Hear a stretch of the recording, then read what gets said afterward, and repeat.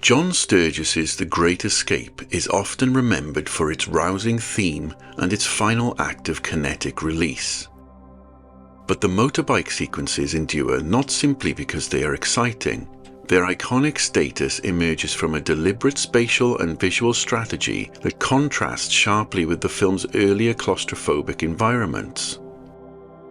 By rejecting the conventions of tightly framed action cinema in favor of wide open compositions, Sturges transforms the motorcycle into a cinematic symbol of freedom itself. For much of The Great Escape, space is the enemy. The early sections of the film are dominated by confinement, cramped huts, barbed wire perimeters, narrow tunnels, and low ceilings that seem to press down on both the characters and the frame. Sturges frequently shoots interiors with shallow depth and obstructed sight lines, using walls, beams, and bodies to crowd the image. Movement is restricted. Characters shuffle, crawl, and stoop. Even the act of digging becomes an exercise in visual suffocation, with close-ups of dirt-choked faces and hands clawing through darkness. These scenes are not merely tense, they condition the viewer to experience imprisonment as a physical state embedded in the film's visual grammar. It is against this aesthetic of compression that the motorcycle scenes arrive with such force. When Hiltz, played by Steve McQueen, finally breaks into open terrain, the frame itself seems to exhale. Sturges abandons tight action coverage. There is little reliance on rapid cutting, aggressive close-ups, or exaggerated camera movement. Instead, the director consistently favors wide shots that place the rider within vast, unbounded landscapes. Hills roll into the distance, fences cut thin lines across open fields, and the sky dominates the upper half of the frame. The motorcycle is often small within the image, dwarfed by the environment rather than glorified through proximity. This choice is crucial. By resisting the impulse to stay close to the action, Sturges reframes the chase not as a spectacle of speed or violence, but as a fleeting encounter with freedom. The audience is not invited to thrill at mechanical prowess or physical danger alone. We are encouraged to feel the intoxicating openness of the space itself. The bike does not conquer the landscape, it passes through it, briefly, almost delicately.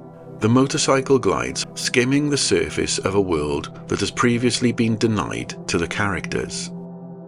The famous fence jump crystallizes this philosophy. Sturges stages it not as a rapid-fire montage, but as a moment of visual clarity. The run-up, the leap, and the landing are legible within the geography of the shot. The wide framing allows the viewer to understand exactly what is being attempted and what is at stake. This clarity creates tension, not through confusion or sensory overload, but through anticipation.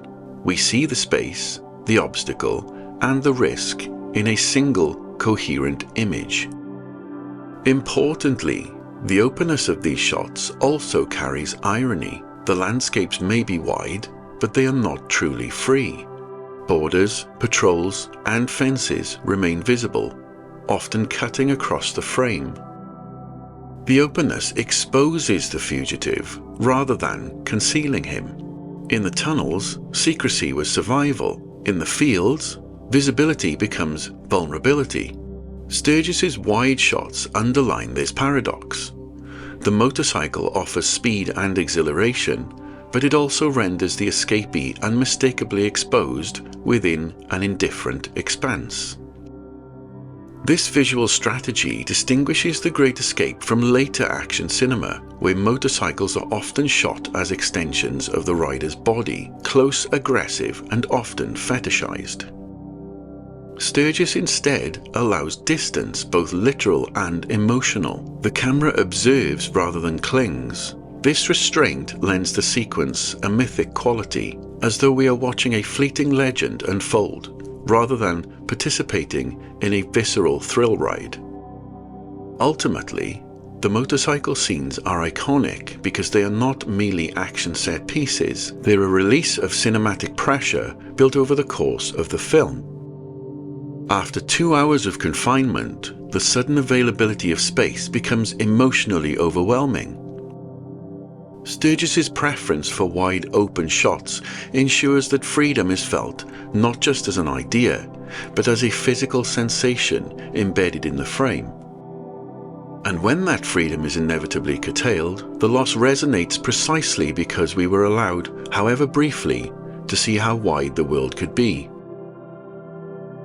In The Great Escape, the motorcycle does not simply carry a man away from captivity, it carries the film itself from suffocation into open air. That visual liberation, more than the stunt or the star, is what makes the sequence endure.